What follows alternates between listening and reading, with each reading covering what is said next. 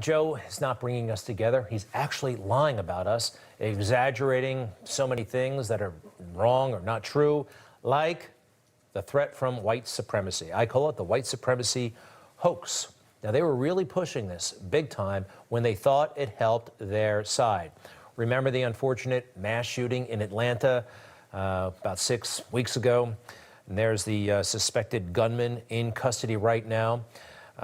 Many of the victims were Asian. I believe 2 were white. But it did not stop Joe and Kamala from running to Atlanta and making the case that the existential threat to America was white people with hate in their hearts. Attacks on some of the most vulnerable people in our nation, the elderly, low-wage workers, and women. In fact, Asian American women suffered twice as many incidents of harassment and violence as Asian American men. We're learning again what we've always known. Words have consequences. This is a very cheap and obvious way to try to blame Trump for everything. Even this horrible incident that had nothing to do with politics. Young man was twisted and lost and did the worst evil thing. But even law enforcement said that was not a hate crime.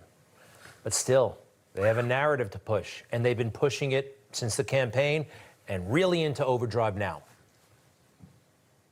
White supremacy is terrorism. White supremacists. The white supremacy. White supremacists. White supremacy. One of the greatest threats to our national security is domestic terrorism, manifested by white supremacists. It's a problem with this. As you know, it's not true. White supremacy it's not serious. No one takes it seriously. It's not a thing. It's reprehensible, but it's not a force in America. It isn't. You know this country. You know it better than Joe Biden and Kamala Harris. They're pushing this for political reasons, and they got a great big partner in the media. I also want to point out that black and brown people are also standing in solidarity with the AAPI community. Here's what Shonda Rhimes tweeted. Hashtags are nice, but actions save lives. Okay, they're talking about the Asian American Pacific Islander community, the Asian community. Shonda Rhimes, Hollywood heavyweight, big-time producer, Scandal, I think, and a bunch of other hit shows. But you know what? They're not talking about this that much anymore. That was in the aftermath of Atlanta, where the suspect was white. Well, now we are seeing an increase in anti-Asian crimes, but the assailants are often people of color, African-American often. This is in New York. You'll see an African-American woman attack these 2 Asian people. This is very unfortunate, very tough to take, but it's true, and it's happening. It also reflects why there's less media interest. It's happened in Baltimore this week. Take a look at this. A man attacked 2 Asian women in a liquor store. A brutal attack. That is a local story to be sure, but again, it's interesting that the national media is losing interest. Take a look at the suspect. Unfortunately, they did capture somebody, apprehend a person. This is really happening, but it doesn't seem to concern law enforcement, at least at the national level. Here's a way to judge what the FBI, what they value, what they're concerned about. I'm going to go to their Twitter page right now. This is the FBI homepage. There's FBI headquarters. Welcome to the official Twitter page of the FBI. Now, what's the very first matter that they have? This is a pinned tweet. Okay, they can leave it up there for all to see. This stuff changes, but everything else is this is the same. It's all about January 6th. The FBI is still seeking information to help identify individuals who actively instigated violence on January 6th in Washington, D.C. This remains the top priority of the FBI. Now remember, on January 6th, only 1 person was killed, and the FBI ain't talking about it, and nobody else is. Ashley Babbitt was shot and killed, and she was unarmed. And her hands were visible. And by the way, she received no warning. The police officer said nothing. Back off, no. She was shot and killed, and nobody seems to care. We care. Family's lawyer will be on in a little bit. And how about this? There are people still in custody from January 6th. I know it was a horrible day, but let's take the Horns guy for a moment. He's still in federal custody. Now, he acted like an idiot, but he didn't hurt anybody that I saw. Cameras were everywhere. He didn't break anything that I saw, and cameras were everywhere. Why is he still in jail? What kind of country is this? There are murderers, suspected murderers, who have been caught for crimes that happened after January 6th, who've been arrested and are already out on bail. And this guy's in jail? That's not right. What's happening here, Mr. President? Mr. President, you, Moderate Joe, Amtrak Joe, middle-class lunch pail Joe, does the left own you so much? Is your son that vulnerable? The DOJ, are they just waiting to pounce? That's what some of us believe, that you are so owned by the left and your son is so broken and perhaps so corrupt that you will do anything to protect him, and that means doing anything that the left wants. There is some real serious circumstantial evidence that this is what the arrangement is. This is Ashley Babbitt, the Trump supporter who was in the Capitol on January 6th, military veteran. She was unarmed on January 6th when she was shot and killed by, we believe, a Capitol Hill police officer. But that has not been, I believe, officially ruled. So, folks, we actually where she was shot. You don't hear any warning. No one is telling her to back off or stop or freeze, you know, all the things that we believe cops are supposed to say before they use deadly force. Listen for yourself. Do you hear anything like that?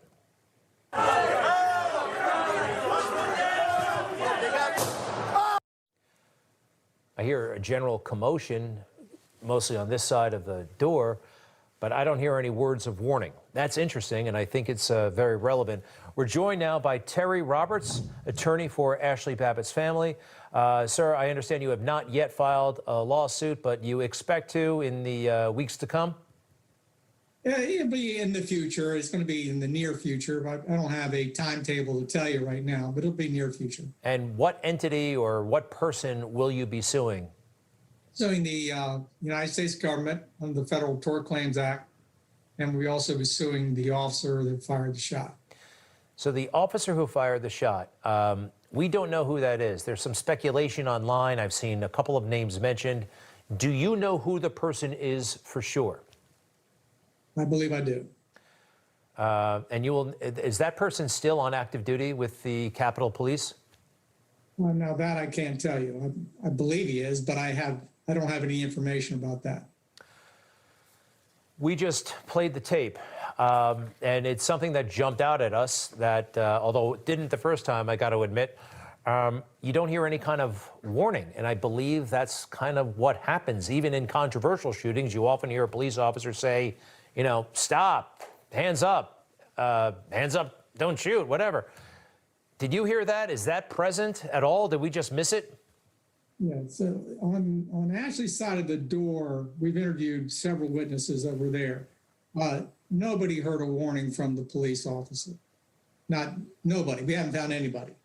And so now it was noisy on her side of the door, but there was a gentleman that's actually taking this video right here. He's about, I would estimate, about maybe 4 feet away from the officer. You can see how close he is. Young man, he doesn't hear any warning whatsoever. Now, there was somebody in the crowd that did see the gun and said gun, but it's very noisy on Ashley's side of the door. I don't believe Ashley even knew the officer was there. He's off to an oblique angle from Ashley. He's sort of hiding in that room, and then he pops out to fire the shot. We know that there will be no criminal charges. That was announced some time ago against this officer. Do you have any problem with that? And that does not mean that civilly they're off the hook by any means, but what did you think when you heard about that? Well, we strongly disagree with the decision not to prosecute. We think there's ample evidence here from which a jury could find that the officer did not act in self-defense. That's what the prosecutor said, was that they didn't have enough confidence that a jury would find that he did not act in self-defense. And we think that there's no evidence that he was acting in self-defense. There was Ashley, as you've indicated, is unarmed. She doesn't appear to be armed. She hasn't assaulted anybody. So he's not in danger. There's no congressmen in that lobby who are in danger. Nobody's in danger. In order to shoot and kill somebody, you have to have probable cause to believe that your life is in imminent danger or somebody else's life is in imminent danger. They can't meet that standard under this evidence. Finally, are you disappointed, or does it make no difference that there has been scant media attention on this? And I was shocked the day after January 6th, that morning, national news crews in front of the Capitol, and there wasn't a word about this, even though we knew it. I knew her name. I mean, it was known but unreported, and I found it fascinating. Does this have an impact on you and what you're trying to do now? Well, people are starting to find their voices. It's starting to gain more and more attention. I mean, part of the problem here is the Capitol Police have not provided any explanation on this shooting. They haven't identified the officer. They've tried to keep it under wraps, and but there's more and more public attention being drawn to it. Well, Terry Roberts, we ask that you please keep us informed, and we appreciate it. Our best to the Babbitt family. Thank you very much. Thank you very much, Greg. Well, good evening, everyone. Welcome to Stinchfield here on Newsmax. Everything about the Biden administration seems to be a sham. They continue to lie about the serious threats we face as a nation, from ignoring the real threats, like the crisis at the border, exploding crime, and, of course, hyperinflation from government printing presses working in overdrive, to pushing fake threats like the rise of domestic extremism, not related to Antifa and Black Lives Matter, the government says, but related to, quote, right-wing extremism. Even the FBI is in on the smoke and mirrors nonsense. Just this week, reporting an elevated risk of violence, quote, associated with domestic extremists like the ones who attacked the Capitol on January 6th. We have a growing fear of domestic violent extremism and domestic terrorism. And both of those keep me up at night every morning. Virtually every morning, I get a briefing from the FBI. Well, anyone with common sense will tell you this is a load of bullcorn. See, yes, there were those who committed violent acts on January 6th, and they should be punished. But the majority of men and women who ventured into the Capitol were not right-wing extremists. They were Trump supporters who made the mistake of falling victim to simply following the herd, venturing into the Capitol simply because everyone else did. And now, 411 people have been arrested, most of them with no criminal record or history of violence, and little chance of becoming a repeat offender. And yet, this is the great imminent threat we face as a nation, according to the DOJ and Team Biden. Don't dare call them protesters. They were a riotous mob, insurrectionists, domestic terrorists. I will supervise the prosecution of white supremacists and others who stormed the Capitol on January 6th. The majority of those, of the racially motivated violent extremist attacks, are fueled by some kind of white supremacy. One of the greatest threats to our national security is domestic terrorism, manifested by white supremacists. Unbelievable. Give me a break. You see, what they're saying there is white Trump supporters are the biggest threat to America. Come on. This while our nation's cities burn. I want you to take a look at Portland. It is still under siege. Watch as these Antifa goons chase a counter-protester away from City Hall. I'm not slit your throat. Stop! No, I'll slit your throat next time. I'll slit your throat, he just said. Now, I can tell you with total certainty, folks, these are not right-wing extremists controlling the streets of Portland, yet these people are all but ignored by law enforcement, especially the FBI. The amount of damage left-wing extremists, left-wing domestic terrorists have caused across this country is now pushing $3 to $4 billion by some estimates. They are rarely arrested, and when they are usually let go within hours. Yet, at this hearing on domestic terrorism on Capitol Hill, Black Lives Matter and Antifa was all but ignored by those testifying on behalf of Joe Biden's weaponized DOJ and FBI. Right-wing extremists groups and extremists on the far right, right-wing violent extremism, or racially motivated violent extremism associated with white supremacist ideology. Well, what these deep state propagandists are doing is weaponizing a term, domestic terror, for its own gain. The DOJ wants $85 billion to counter a threat that isn't really there, when it should be spent on countering the threat that is left-wing domestic terror. So I'm still wondering why FBI agents aren't dispatched around the country to round up leftist anarchists like they were to round up MAGA members after January 6th. So how devious is the FBI?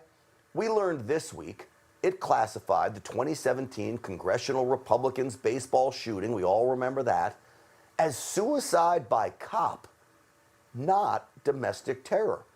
Even when the shooter was an avid Bernie Sanders supporter and he had a list of Republican congressmen he wanted to kill. If that is not domestic terror, well then, I don't know what else is.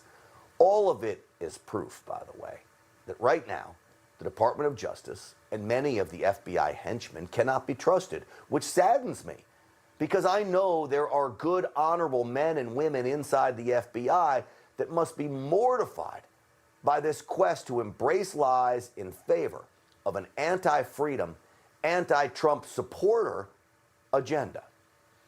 Well, joining me now to discuss this is Republican Congressman of Florida, Byron Donalds. Congressman Donalds, it's great to have you on the program. It's good to be with you. Are you amazed by over and over again how often we hear domestic terror and white supremacists put in the same phrase?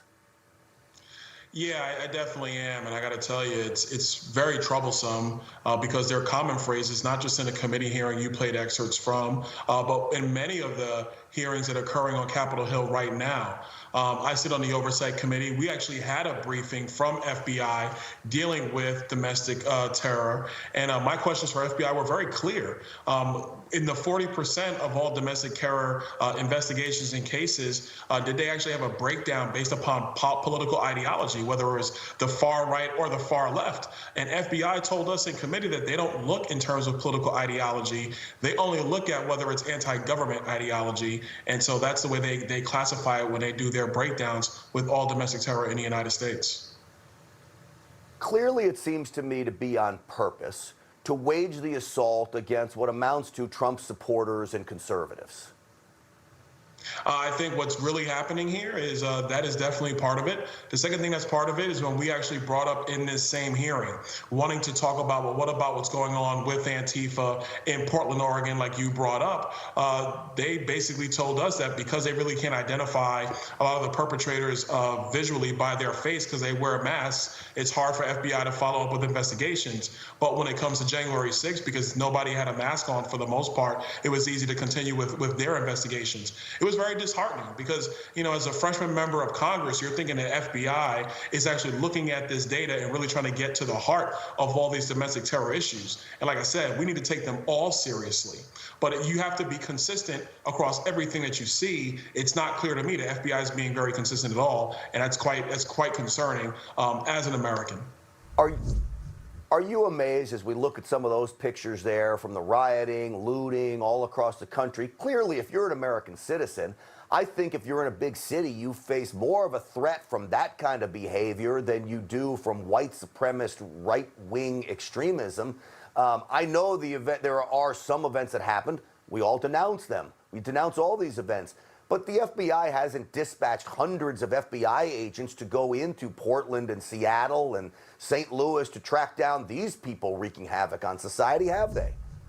To my knowledge, they haven't done that. And I think, the bigger situation is this. We want to make sure that any of these instances are handled. Let's be very clear. But let's also understand the environment we were in politically. If there were outbreaks of right-wing domestic terror on the United States, an event that occurred after January 6th, you and I both know it would have been played on CNN, MSNBC, ABC, all the Sunday shows, the New York Times, and the Washington Post, and it would run ad nauseum.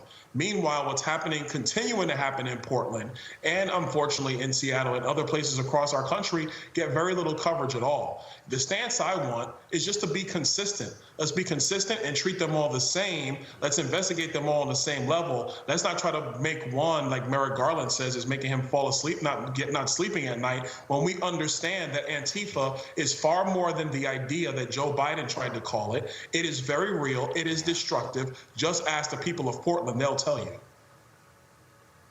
Well, Congressman Byron Donalds, it sounds to me like all you want is the truth and for the media to simply tell it.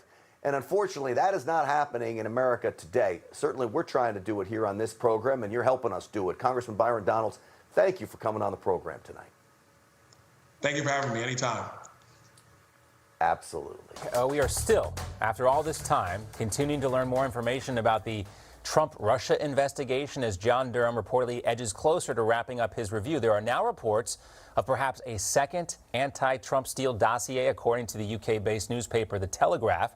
The former British spy, Christopher Steele, kept feeding intelligence to the FBI through his company, Orbis Business Intelligence. This second dossier is said to contain more allegations of Russian meddling in the 2016 election linked to Trump and his associates. Now, Steele's company, Orbis, says there is no second dossier, and the media reports are, quote, referring to our willingness to cooperate with the Mueller inquiry. But what is really going on here? Why is this making news now? Let's welcome in former Trump campaign foreign policy advisor George Papadopoulos. He's also a Newsmax contributor. George, great to see you. Thanks for having me, John.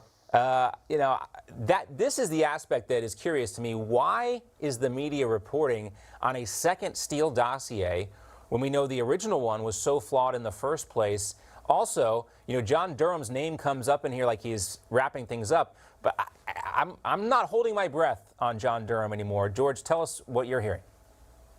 Yeah, so look, Sun Tzu in The Art of War said, when you're strong, appear weak, and when you're weak, appear strong.